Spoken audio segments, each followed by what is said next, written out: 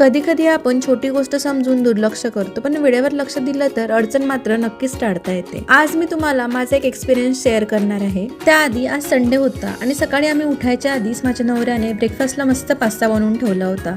काही दिवसांपूर्वी शर्विल आजारी पडला होता, त्यामुळे काही टेस्ट त्याला डॉक्टरांनी करायला सांगितल्या होत्या.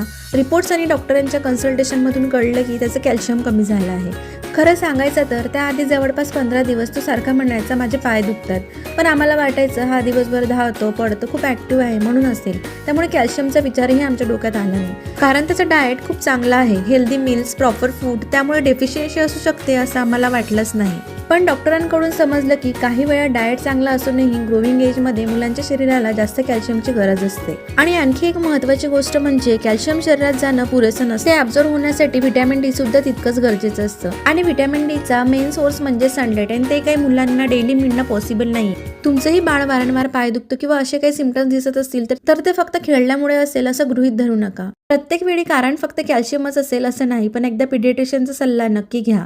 माझा हा एक्सपिरियन्स शेअर करण्यामागचा एकच मोटिव्ह आहे. कदाचित यामुळे एखादा पॅरेंट वेळेवर अलर्ट राहील आणि मुलांच्या अशा छोट्या वाटणाऱ्या सिम्पटम्सकडे दुर्लक्ष होणार नाही. सो अशाच माझ्या रिअल लाईफ एक्सपिरियन्ससाठी नक्की फॉलो करा. Bye bye.